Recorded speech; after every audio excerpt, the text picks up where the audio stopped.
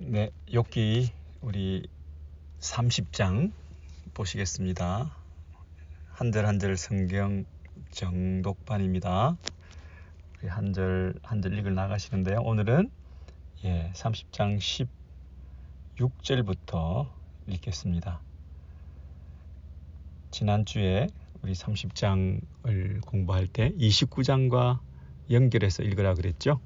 29장은 욥이 왕년에 화려한 시절이 있었습니다. 하나님과 동행했고 또 하나님 앞에서 경건한 삶을 살아갈 때 사람들과의 관계도 얼마나 아름답고 형통한, 칭찬받고 존경받는 그런 삶을 살았던가. 옛날이요, 이렇게 그리워할 수 있는 그런 29장.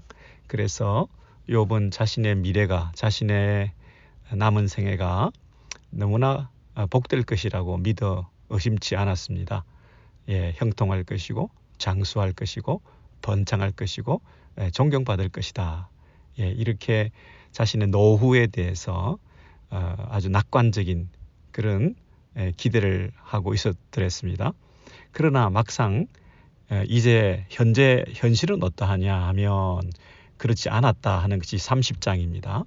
그래서 but now, 그러나 이제는으로 30장 1절이 시작한다 그랬죠. 그래서 그러나 이제는 내 삶은 무시당하고 사람들과 관계 속에서 경멸의 대상이 되었고 가장 비천한 계급에 있는 연소한 자들까지도 나를 힘들게 하고 있는 같은 그 비천한 자들끼리는, 같은 병든 자들끼리는, 같은 가난한 자들끼리는 오히려 서로 위로하고 동변상련의 이런 마음으로 서로를 세워주고 챙겨주고 이래야 되는데, 이 가장 비천한 그들이 나를 조롱한다는 얘기는 그들을 미워한다기보다는 그들을 경멸하며 그들에 대해서 이 적대적인 감정을 가진다기보다는, 아니면 그들을 하대하고 무시하고 그들이 비천하다, 하층 계급에 대해서 비하하는 이런 말을 욥이 하고 있는 게 아니라, 자신이 그들로부터도 이 무시를 당하니 얼마나 내가 더 하층이냐, 얼마나 내가 더 이 저급한 형편에 처했냐, 자신의 이 비천한 처지를 극적으로 묘사하기 위해서 정말 말도 안 되는 사람들로부터 내가 이런 꼴을 당하고, 그들의 배후, 그들의 부모, 그들의 이 형편이라고 하는 것은 너무나 비천한 자들이라고 하는 것을 연거푸 얘기를 하고 있는 거죠. 그래서 30장 1절부터 15절까지가 그러한 그 모습을 묘사하고 있었는데, 이제 16절부터는, 30장 16절부터는 이제 사람들과의 관계뿐 아니라 자신이 하나님 앞에서 이런 이 버려짐을 당했다고 하는 것에 대한 그런 하소연을 주로 하고 있습니다. 그래서 16절부터 다시 보시면 역시 이제는 이라고 시작하잖아요. 이제는, 왕년에는 그러지 않았는데 지금은 형편이 내가 다 죽게 생겼다. 내 생명이 내 속에서 녹으니, 그러면 내가 녹아내리고 있다. 내 생명이 다 무너져 내리고 있다. 물이 쏟아지는 것처럼, 촛농이 녹는 것처럼 내 안에서 모든 것이 사라지고 허물어지고 있는 상태. 환난 날이 나를 사로잡음이라 그랬습니다.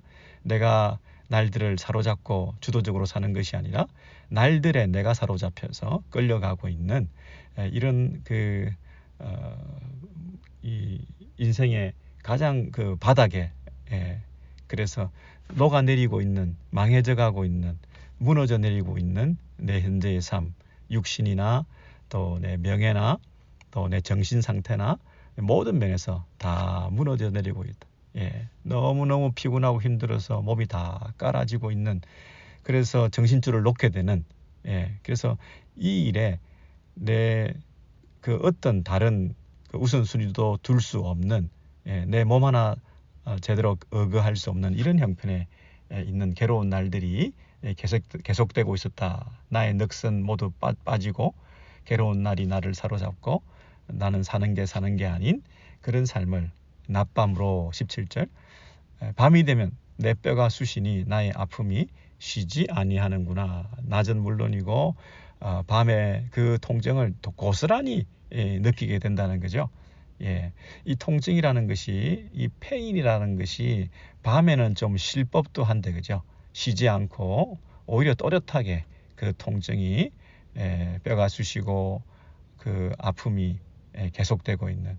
그래서 이 욥의 현재 상태를 그 17절에도 극적으로 묘사하고 있죠. 네, 18절은 어떻습니까? 18절에도 이제 하나님께서 드디어 이 등장하셔서 자기를 괴롭히고 계신다는 그런 투로 이렇게 말합니다.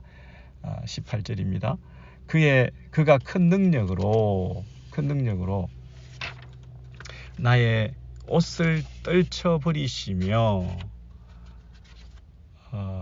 이 어떤 번역은 큰 능력으로 하여 옷이 추하여져서 옷깃처럼 내 몸에 붙었다. 이 옷깃이라는 것은 이 칼라 같은 거 있죠. 목을 조르는 거, 목에 이렇게 착 달라붙어 있는 거, 몸에 붙었구나. 이 옷깃처럼 나를 휘어잡는구나. 마치 목을 조르는 것처럼 나를 큰 능력으로 사로잡아 가지고 내가 외부적인 힘에 의해서 이 옷을 확 감아 버리신다든지 옷을 떨쳐 버리시고 그래서 그 옷을 가지고 나를 휘어잡는 내 몸에 딱 달라붙어서 거센 힘으로 나를 휘어감고 세차게 몰아세우시면서 어떤 외부적인 힘에 의해서 나를 억압하고 압박하는 이런 것을 18절에서 하나님의 큰 능력으로 그가 나를 이렇게 휘어잡으시는구나 이렇게 묘사하고 있습니다. 여기서도 자신의 이 밤낮 없는 고통에 대해서 그 원인이 어디에서 있을까? 이것은 결국 하나님으로부터 임한 것이다. 이 고통과 이 공포스러움이 그 하나님에 의한 어떤 나를 향하신 어떤 생각과 계획 가운데 이것이 임하는 것이다. 이렇게 얘기를 하는 거죠. 친구들은 이제 이 욥이 자기가 지은 죄 때문에 하나님이 저주를 받은 것이다 이렇게 말하지만 욥 입장에서는 자신이 지은 죄가 아닌데도 이런 고통을 밤낮으로 당하는 것에 대해서 역시 이것이 하나님으로부터 오는 주권적인 개입이라고 하는 부분에 대해서는 의심하지 않고 똑같이 얘기를 하는 거죠. 이제 친구들은 욥이 지금 재앙을 당하고 고통을 당하고 질병 가운데 있으니까 이것은 욥의 죄 때문이고 욥의 죄로 인한 재앙을 하나님의 저주를 받은 것이기 때문에 저주받은 인간에 대해서는 사정없이 친구들과 사람들이 더 몰아세우고 저주받은 인간들에 대해서는 더 가중한 그런 형벌로 공격으로 조롱으로 마치 침을 뱉듯이 지나가면서 이 곁눈질을 하면서 또 발길질을 하면서 더러운 곳에 더 쓰레기가 모이는 것처럼 이 욥의 이 저주받은 하나님 앞에서의 이 삶이 그들로서는 더 공격의 소재가 되고 공격의 이유가 되는 그런 어떤 따돌림과 이런 그 사람들로부터의 공격을 받았지만 욥의 입장에서는 자신이 무죄한 자의 고통에 대해서 하나님 앞에 항변하고 또 하나님을 심지어 떠나고 이렇게 내가 죄도 안 지었는데 이런 꼴을 당하고 사람들로부터 무시를 당한다면 내가 지금까지 믿어왔던 하나님을 부인하고 하나님도 없다 그러고 그럴 법도 한데 욥은 그럼에도 불구하고 하나님이 이 일을 하시고 나를 이렇게 사로잡으셔갖고 나를 이렇게 괴롭히시는구나. 왜라는 얘기는 하지 않습니다. 왜라는 얘기는 하지 않으면서도 하나님이 이렇게 하고 계신다는 사실에 대해서는 그대로 인정하고 있는 거죠. 여기서 참 그 욥의 친구들과 욥 사이에 그 하나님에 대한 이 개념, 하나님의 존재, 하나님의 일하심에 대해서 차이가 나는 것입니다. 그 차이가 아주 큰 차이인데 그 차이를 여러분 잘 확인해 주시면 좋겠습니다. 하나님께서 나를 이렇게 휘어 잡으시는구나. 그리고 19절에도 하나님이 나를 진흙 가운데 던지셨고 나를 티끌과 재 같게 하셨구나 그랬습니다. 나를 내던지셨다. 아까는 옷으로 휘어 감아가지고 뭐 졸라 매는 것처럼 이렇게 나를 억압하셨을 뿐 아니라 이번에는 집어 던지셨어. 그것도 시궁창에 수렁에 진흙 가운데 던지셨고 그래서 나를 가장 그 더러운 쓰레기같이 티끌처럼 이 재같이 쓸모없는 버려질 수밖에 없는 이 쓰레기 더미에 나를 던져버리시는 하나님. 네, 하나님께서 이렇게 하셨다. 왠지 영문도 모르지만 그렇다고 해서 하나님을 완전히 부인한 것이 아니라 궁극적으로는 하나님이 하신 것이라는 것에 대해서 욥이 그것을 자인하고 받아들이고 있는 상태에 있죠. 근데 문제는 이 하나님 앞에 욥이 부르짖습니다. 왜 이런 일이 일어났는지, 그리고 이 일을 좀 그만 당하게 해달라든지, 나는 괴로워서 죽겠다든지, 그렇게 막 외치고 부르짖고 절규하고 그랬을 거 아니겠습니까?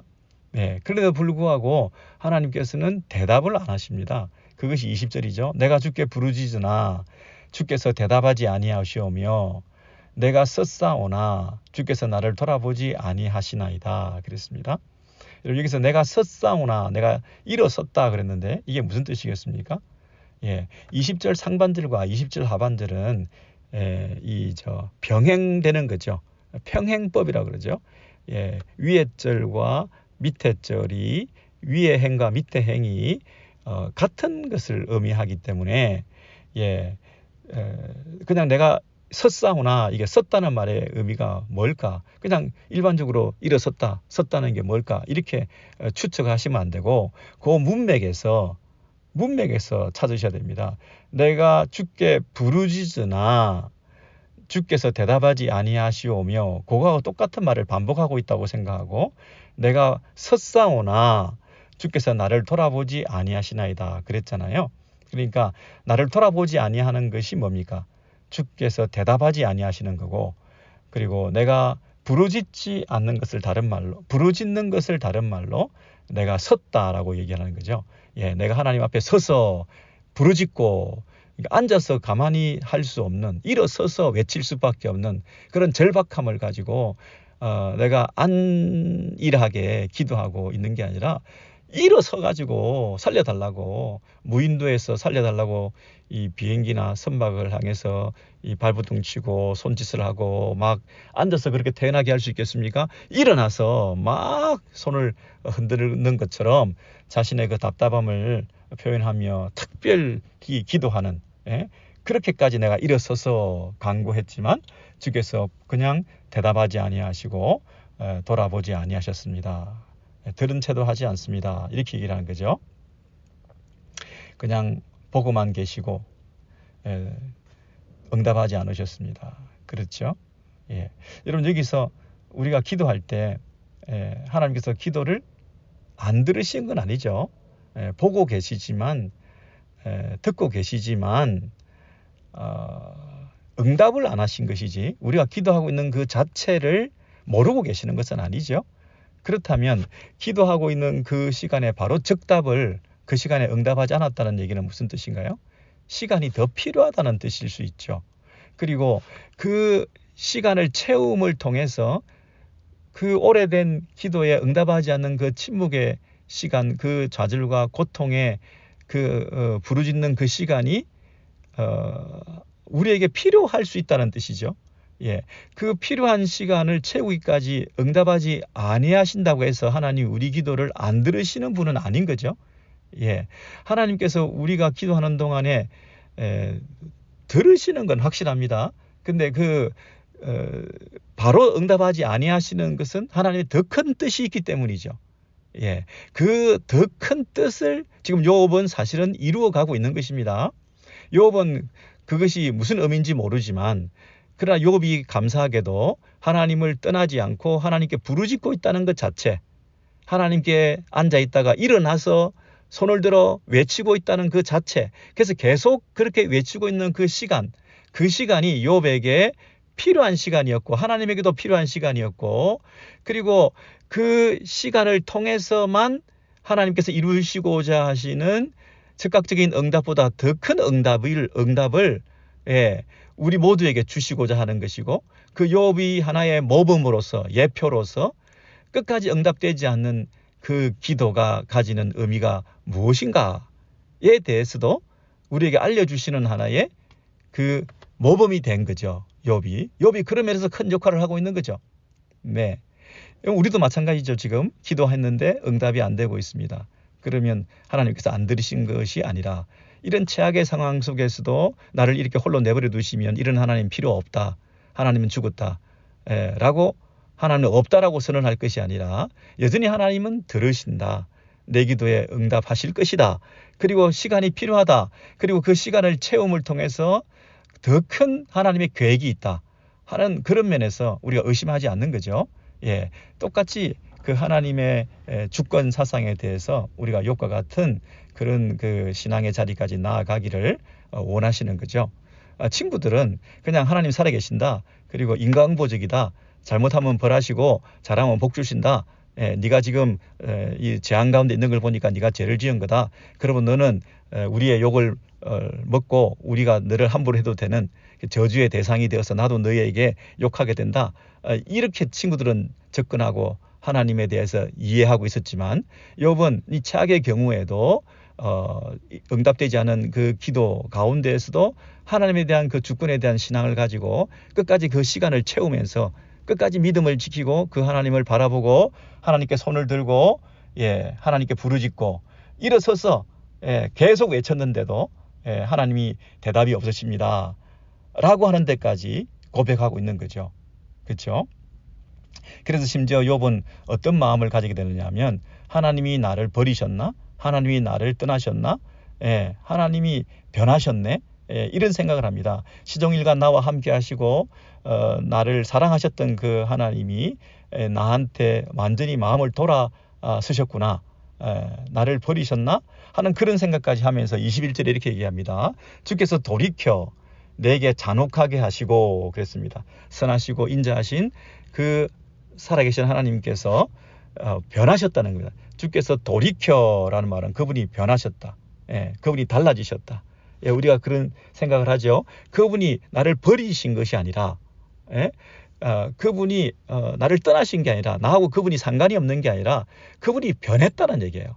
그분이 나를 대하는 태도와 어떤 입장이 달라졌다는 얘기지, 그분과 내가 끝난 게 아니에요. 여전히 관계는 있는데 그분이 뭔가 나를 대하는 태도가 달라졌다, 변심했다, 또는 우리를 바라보는 그 시선이 달라졌다, 나와 뭔가 애정 전선에 이상이 생겼다, 나에 대해서 뭔가 속상한 게 있으셔서 나를 대하는 태도가 달라졌다, 뭔가 이유는 모르겠지만 뭔가 나를 바라보는 모습이 달라지셔서 이전과 같이 않다, 이런 마음을 가졌다는 거예요. 떠났다는 게 아니라 달라지셨다. 그래서 주께서 돌이켜, 이 말이죠. 그분이 달라지셨다, 변하셨다. 그래서 이분이 이제는 내게 잔혹히 하시고 잔혹하게 대하신다. 뭔가 나를 향해서 너무 지나칠 정도로 나를 괴롭히고 홀대하시고 나를 향해서 함부로 대하시고 이 자상한 그 손이 아니라 힘 있는 손으로 나를 대적하신다. 완력으로 나를 핍박하신다. 힘이 세신 주님께서 힘없는 나를 이렇게 막 휘어잡으시고 당신의 그 센 손으로 나를 힘껏 내려치시고 이거 정말 그분답지 않다는 거죠. 이전에와는 다른 그런 모습으로 나를 대하고 계시는 하나님에 대해서 지금 의아하게 생각하면서 왜 하나님께 이렇게 하시는가? 22절에는 나를 바람 위에 들어 불려가게 하시며, 이런 나를 떠나신 게 아니라 나를 대하는 것이 달라지셨다는 거예요. 나를 바람 위에 나를 들어 올리긴 했는데, 나를 뭐 좋은 일로 들어 올리는 줄 알았더니 리프트업, 나를 들어 올렸는데 바람에 불려가게, 날아가게 들어 올리셨다는 거예요. 나를 붕 띄웠는데, 그래갖고 저 멀리 그 힘으로, 무서운 힘으로, 바람의 힘으로 대풍 중에 던져버리시고 바람에 날아가 버리게 만드시고 나를 소멸시켜 버리시는, 흔적도 없이 이 태풍에 휩싸여서 날아가 버리도록 하기 위해서 나 같은 존재 하나님께서 이렇게 그냥 버리시면 나야 뭐 어떻게 버틸 수가 있습니까? 나 같은 가나 그 먼지처럼 없어지도록 하기 위해서 하나님께서 이렇게 큰 힘으로, 무서운 바람으로 나를 이렇게 내팽개치시는군요. 내가 그런 느낌을 가집니다. 그렇게 얘기하죠. 나를 번쩍들어 바람에 실어 보내시고 폭풍에 휘말려 사라지게 할 정도로 내 존재가 미미하고 내 삶이라는 것이 엉망이 되었습니다. 야, 이거 정말 나를 죽이려고 하시는 거구나. 나를 죽이려고 하지 않는다면 이렇게 하실 리가 없죠. 내가 비로소 알게 됐어요. 야, 이건 하나님이 나를 죽이려고 하는구나. 그래서 23절에 이렇게 얘기합니다. 내가 아나이다. 주께서 나를 죽게 하사 모든 생물을 위하여 정한 집으로 돌려 보내시리다. 이야, 나는 잘 알겠습니다. 나를 죽음으로 몰아넣고 계십니다. 끝내 나를 사람들이 다 죽는 그곳으로 나를 가게 하는 거를 이제 알겠습니다. 내가 어찌 모르겠습니까? 당신께서 나를 죽음으로 끌고 가고 있다는 것을 이제서 내가 비로소 알 것 같습니다. 내가 살아나려고 막 발부둥치고 살려달라고 부르짖고 앉았다가 일어섰다가 하나님 살려달라고 막 했는데, 이 하나님이 미동도 하지 않으시고 우리의 간구에 응답하지 아니하시며 오히려 더 세게 내 옷을 휘감으시면서 목을 조르시는 것처럼, 그리고 막 바람을 일으켜 나를 날아가 버리게 만드시는 것처럼 이렇게 나를 괴롭히고 계시고 밤낮으로 고통당하게 하셔서 결국 나를 죽이시려고 하는 거구나. 그렇게 이 시인은, 욥은 이제 정신을 차리고, 그럼에도 결국 나를 죽이려고 하는 거구나 할 때도 자포자기하는 그 죽음이 아니라 하나님이 나를 죽이신다. 하나님 나를 죽이시려고 한다. 그 끄트머리에 생명의 마지막 자락까지 그 하나님의 주권을 인정하는 거죠.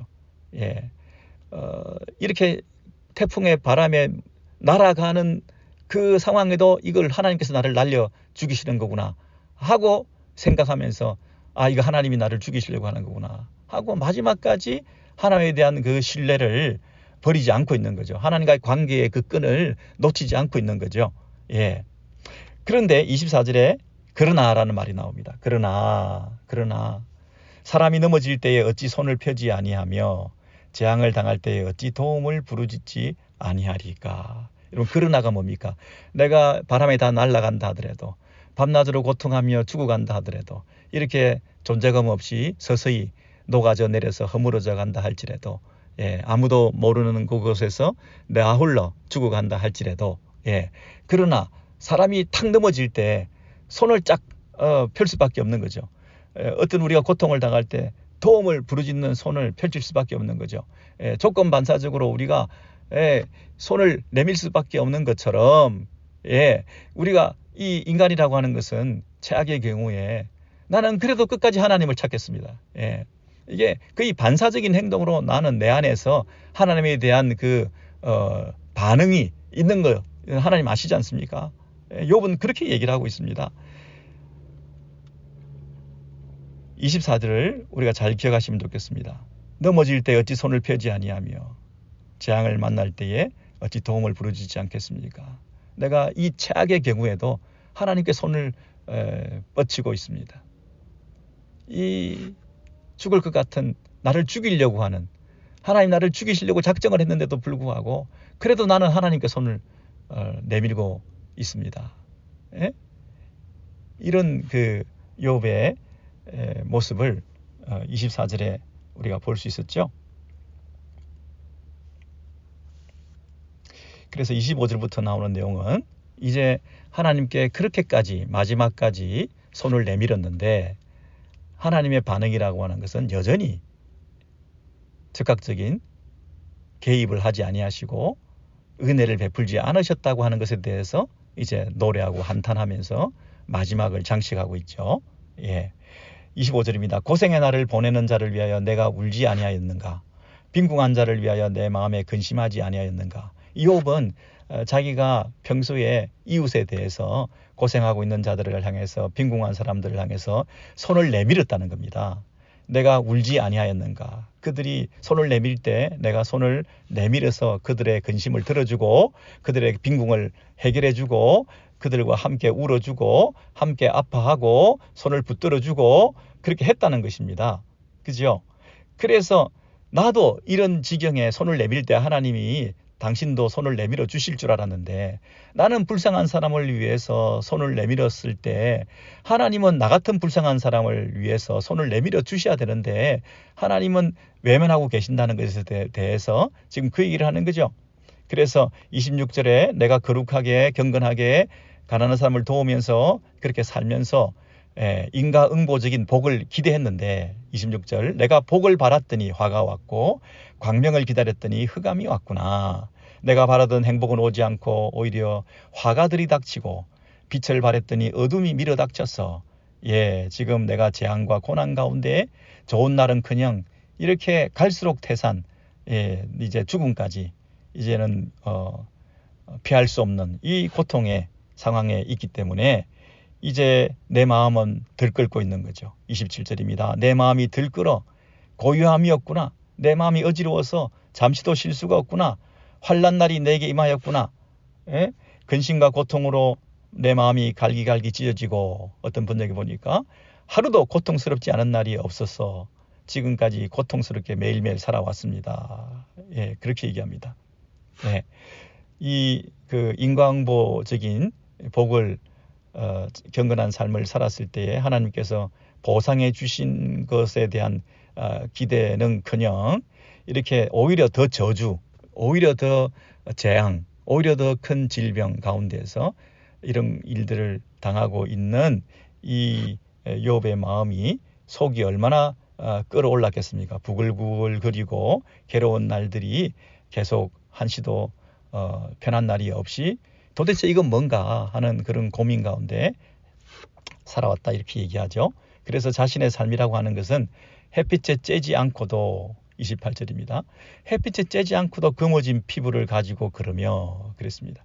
이미 이 사색이 되어서 이 피부가 이 가죽이 거의 죽음의 그 곰팡이가 피어서 온몸에 그 드리워진 이 죽음의 이런 그 기운이 가득한 햇빛을 쬐어 가지고 시커매진 게 아니라 죽음의 어떤 그늘에 드리워져서 그 색채가 무채색으로 온몸에 어떤 생기라고는 없는 그런 죽음 가운데 하루하루 간신히 외롭게 걸어가고 있었다는 거예요. 자신의 삶이라고 하는 것이 죽지 못해 사는 그런 어두운 삶이었다는 거예요. 그러고는 혼자 걸어가다가 또 사람들을 만나면 회중 가운데 사람들 가운데 가게 되면 또 서서 도움을 부르짖고 있는 여기도 서서가 일어서서 기도하고 부르짖고 도움을 요청하고 하는 것을 말하죠. 혼자 있을 때도 외롭고 사람들 가운데서도 서서 도움을 부르짖고 찾았지만 애걸하고 도와달라고 했지만 아무런 응답을 받지 못해서 나는 마치 뭐와 같다고요? 이리의 형제요 타조의 벗이다 그랬습니다. 늑대와 이리와 같이 외로워서 울고 있는 혼자밖에 없는 타조처럼 이게 왕따당하는 뭔가 이상한 이런 종류에 속해서 사람들로부터 가까이 할 수 없는 이런 외로움의 어떤 그 대명사 이리와 타조의 형제와 벗이 되었다. 그러니까 나 혼자밖에 없고 나 혼자 울부짖고 나 혼자 이 고통을 당하면서 머리를 땅에 쳐박고 이렇게 살아갈 수밖에 없는 이런 구슬프고 외로운 인생이 되었다 하는 것이죠. 30절에 나를 덮고 있는 피부는 검어졌고 내 뼈는 열기로 말미암아 탔구나. 이거 뭐 단도가 내리고 있습니다. 내 프레임이 내 뼈가 내 이 스트럭처가 다 무너져 내리고 있고 안으로 무너져 내리고 열기로 타서 다 없어지고 있고 껍데기 피부는 이미 다 시커멓게 죽음의 색깔로 바뀌어서 나는 그 사는 게 아닌 그 삶을 내가 계속 살고 있는 거죠. 31절에 내 수금은 통곡이 되었고 내 피리는 애곡이 되었구나 그랬습니다. 여러분 수금과 피리, 이 악기라고 하는 것은 기쁨을 노래하는 거잖아요. 근데 이 기쁨을 노래하는 것이 전부 다 슬픈 노래, 애가 통곡, 이 장송곡이 되었다는 거예요. 장송곡이 되었어. 나의 수금은 장송곡이나 울리고 나의 피리는 통곡이나 반주하게 되는. 그래서 이 내 삶 전체가 슬픔의 노래, 애가로 가득한 그런 인생이 되었다는 것입니다. 여러분 그 장송곡 하니까 우리 쇼팽의 그 레퀴엠 같은 거 생각나시죠? 얼마나 어둡고 이 단조로 특별히 사막장 같은 것은 얼마나 슬프고 슬픈 노래, 세상에서 제일 슬플 것 같은 그런 노래가 잔잔히 배경으로 이 부분에 라스트 씬에서 울려 퍼지면 이 욥의 그 죽음에 임박한 욥의 이 고통의 그 마지막 이 절규와 같은 이 30장 이 부분이 참 어울릴 것 같은데요. 여러분 이렇게 해서 욥기는 30장이 끝나고 있습니다. 여러분 그렇다면 31장은 어떻게 시작하겠습니까? 한번 짐작을 해보시죠. 여러분 보세요. 29장은 하나님 앞에서 잘 나갈 때, 형통할 때, 왕년에, 그리고 사람들과 관계도 좋고 하나님과의 관계도 좋고 그리고 인생의 노후도 즐거울 것이라고 예측되는 그런 어떤 기대가 있었지만 현실은 그러나 이제는 그렇지 못했다고 하는 것이 30장에 쭉 나오는데 그래서 사람들과도 무시를 당하고 가장 비천한 자들도 연하에 있는 소년들도 나를 조롱하고 그리고 출신 배경도 시원찮은 사람들이 나를 하대하고 최악에 있는 그 행악자들 십자가에 달려있는 예수님 좌우편에 있는 자들이 예수를 비방했던 것처럼 같은 처지에 있는 최악의 사람들까지도 이 욥을 비난하고 조롱하고 있는 이런 최악의 그런 삶을 살고 있고 그리고 하나님께 부르짖지만 하나님이 응답이 없으시는 이 침묵하고 계시는 이런 상황에서 이 오갈 데가 없어진 이 욥이 장송곡을 부르면서 죽을 수밖에 없는 나를 죽이려고 하시는 거구나. 이제 끝이구나. 죽는 수밖에 없구나. 하나님 나를 죽이시려고 이렇게 하시는 거구나 하고 그 하나님 앞에 마지막 이 죽음의 노래를 부르고 있지 않습니까? 이걸로 끝났다면 욥기는 그냥 재미가 없는 거죠. 욥은 이 31장에서 무슨 얘기를 하냐면 친구들은 세상 사람들은 나를 죄가 있어서 내가 재앙을 당하고 이런 슬프디 슬픈 운명 장송곡이 울려 퍼지는 가운데 육체적으로나 정신적으로나 모든 면에서 이 이해할 수 없는 고통을 당하며 죽어갈 수밖에 없는 이런 삶을 살아가고 있다고 다 끝났다고 저놈이 지은 죄 때문에 저런 고통을 당하는 저 하나님의 저주를 받은 저 인생은 이제 우리가 조롱해도 마땅하다고 발길질하고 비난하고 그렇게 해도 된다고 막 생각하는데 욥은 31장에서 이 프레임을 벗어나기 위해서는 뭘 해야 됩니까? 자기가 죄 때문에 이런 고난을 당하는 것이 아니다. 무죄한 자도 이런 고난을 당할 수도 있다. 나는 내가 이런 부당한 이 재앙과 고난 가운데 내가 있어야 될 어떤 것을 내 안에서 발견할 수가 없다. 그러한 죄가 없는데도 불구하고 이런 고난을 당하는 것에 대해서 증명을 해내야 욥이 자기가 처한 그 독특성을 드러낼 거 아닙니까? 단순히 인과응보의 틀 안에서 가두어져서 그 안에서 신학적인 프레임에 무자비하게 이것은 하나의 신학이 폭력인 거죠. 이 폭력적인 신학의 그 프레임 안에 가두어서 사람을 멸망시킬 수 있고 매장시킬 수도 있는 거 아니겠어요? 신학이 사람을 매장시킬 수도 있는 거 아니겠어요? 마녀사냥을 할 수도 있는 거 아니겠어요? 그런 면에서 이 욥을 완전히 영적으로 매장시킬 수도 있었던 사회적으로 신학적으로 매장시킬 수도 있었던 이 프레임을 깨고 나오기 위해서는 그 인과응보의 틀을 깨고 나오기 위해서는 자기의 무죄성을 주장하는 수밖에 없죠. 내가 이렇게 죽음에 처해 있지만 그러나 이 죽음이 나의 무죄함에도 불구하고 일어난 죽음이라는 거예요. 내가 이렇게 죽음을 당하는 것이 죄 때문에 죽는 게 아니다는 거예요. 무죄한 자가 이런 죽음을 당하기도 한다는 거, 자신의 무죄성을 증명하는 것을 통해서 이러한 독특한 자신의 처지를 드러내야 될 거 아니겠습니까? 이게 예수 그리스도를 예표하는 거죠. 무죄하신 예수가 죽음을 경험하는 거잖아요. 근데 죄가 없는 분도 죽음을 당할 수도 있다. 죄가 없는 분도 죽음을 당할 수도 있다는 것을 욥이 지금 드러내는 거잖아요. 예, 그런 면에서 31장 1절에 보시면 내가 내 눈과 약속하였나니 어찌 처녀에게 주목하랴. 자기가 스스로 언약하고 약속한 게 있어요. 자기는 이성적인 이런 안목의 정욕에 빠지지 않겠다고 자기가 젊은 여인을 바라볼 때 어떤 스스로 다짐하면서 내가 마음을 뺏기지 않겠다고 하는 그런 죄를 나는 지은 적이 없다. 예. 그런 이제 1절부터 그런 사소한 것에서부터 시작해서 31장이 계속 자신의 어떤 부분 제목마다 리스트를 만들어서 나도 이런 죄를 짓지 않았다. 나는 이런 죄를 짓지 않았다. 하면서 자신의 무죄함을 얘기를 하고 있는 거예요. 여러분. 그래서 오늘은 여기까지 우리가 살펴보는데요. 우리가 마지막으로 우리 히브리서를 한번 보시겠습니다. 히브리서 5장에 있는 말씀을 보시고 마무리를 하도록 하겠습니다. 예, 히브리서 5장에 있는 말씀 7절 말씀 보시겠습니까? 예. 신약성경 우리 한번 찾아보시면 좋겠습니다. 히브리서 5장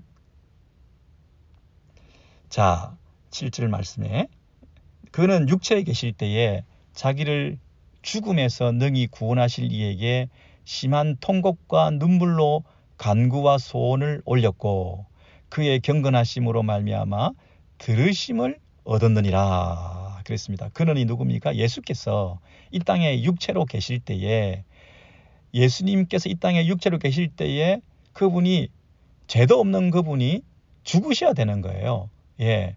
근데 그 죽음에서 구원하실 분에게 그 죽음에서 능히 구원하실 분에게 이 땅에 있는 동안에 그분은 뭘 했다고요? 심한 통곡과 눈물로 간구와 소원을 올렸고 그랬습니다. 그분의 기도는 그냥 아주 드라이하고 어떤 지성적이고 아주 점잖고 그분의 기도는 아주 논리적이고 그런 기도만 아니라 심한 통곡과 눈물로 그분이 간구하고 자신의 간절한 소원을 부르짖으며 탄원을 올리셨던 그 예수님의 기도, 그 예수님의 기도는 일어서서 엎드려 부르짖으며 하나님께 두 팔 벌려 그렇게 외치고 부르짖는 그 간절한 기도는 누구한테? 자기를 죽음에서 능히 구원하실 분에게 그랬습니다. 여러분 이 땅에서 죽음을 경험하신 거예요. 이렇게 해서 내가 죽는구나. I know 내가 죽는다. 아까 욥도 뭐라 그랬습니까? 내가 안 오라. 내가 압니다. 나를 죽이시려고 하는군요. 나를 죽이시려고 작정하셨군요. 이렇게 회오리 바람에 몰아세우시고 이렇게 행악자들 틈에 두시면서 나를 아주 그냥 모래알처럼 날려버리시려고 나를 헐벗게 만들고 굶주리게 만들고 이렇게 조롱당하고 옷을 찢어가지고 그 옷으로 내 목을 조르면서까지 나를 완전히 발가벗기셔서 수치와 조롱을 당하며 양쪽 저 행악자들 같은 고통을 당하고 있는 이들을 조차 나를 무시하고 조롱하는 이런 최악의 경우에서 내가 부르짖고 외쳤지만 하나님이 응답 없으시고 침묵하고 계시는 이 상황에서 알겠습니다. 나를 죽이시려고 하시는 거군요. 나를 죽이시려고 하시는 거군요. 하고 외쳤던 그 마음. 근데 그 죽음을 극복하게 해달라고 이 죽음에서 벗어나게 해달라고 아까 욥기에서 뭐라고 그랬습니까? 그러나 사람이 넘어질 때 손을 펼치지 않겠냐. 그러나 마지막 순간에도 내 손을 뻗어 내 영혼을 주께 의탁하나이다. 내가 마지막에도 그 죽음의 그 라스트 미닛에서도 하나님을 의지하면서 나를 도와주세요. 나를 책임져 주세요. 하고 그분께 온전히 믿고 맡겼을 때 그 마지막 그분 나를 죽음에서 구원하실 그분에게 내가 이 간절한 손을 들이며 내 간구를 주님 앞에 올려드렸을 때에 5장 7절에 뭐라고 얘기합니까? 그의 경건하심으로 말미암아 들으심을 얻었느니라 그랬죠. 그의 경외하심을 인하여 들으심을 얻었느니라. 하나님께서 예수께서 끝까지 하나님을 두려워하고 하나님에 대한 신뢰의 마음으로 손을 뻗어 그분을 인정해드리는 그분의 경건과 거룩과 경외와 하나님에 대한 신뢰의 그 모습을 보시고 그 기도가 응답되어서 그는 죽었지만 죽음에서 살리시는 능히 구원하실 이 죽음에서 능히 구원하실 이 우리는 죽음이 끝이라고 생각하지만 그 죽음에서 능히 구원하실 그분이 죽음 너머에 있는 부활의 생명을 예수께서 허락해 주신 거 아니겠습니까? 그렇죠? 그렇다면 이 예수의 끝까지 죽음까지 맞으시면서 살려주지 않는 십자가에서 살려주지 않는 죽게 만드시는 그런데 끝까지 주님을 신뢰하고 손을 내밀었던 그 기도의 시간들 마지막까지 계속되었던 하나님에 대한 신뢰와 응답되지 않고 침묵하시는 버려진 것과 같은 그래서 나는 죽는구나라고 생각하며 죽었던 그 순간까지 있었던 심한 통곡과 눈물의 그 기도의 시간들은 의미가 있었다 없었다? 있었다는 거죠. 욥이 응답되지 않는 그 마지막까지 나는 죽었구나 라고 하며 끝까지 손을 내밀었던 그러나 넘어지는 사람이 어떻게 손을 펴지 않을 수가 있겠냐.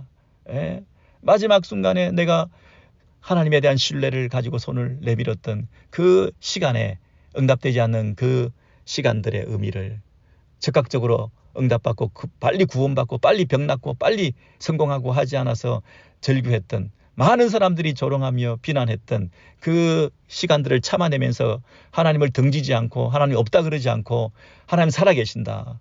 그러나 나는 이유를 알 수 없는 일을 당했지만 내가 지금 할 수 있는 것은 그분께 손을 내미는 것이고 내 영혼을 그분께 맡겨드리는 것이다. 그 욥의 그 기도 그리고 그 기도의 길이 그 기도의 깊이 이런 것들이 예수 그리스도의 이 우리를 구원하시는 그 기도 마지막까지 이 땅에 오셔서 죽음을 극복하시는 그 진정한 구원자로서 우리에게 본을 보이셨던 그 예수님의 모습을 우리가 오버랩해서 볼 수가 있었습니다.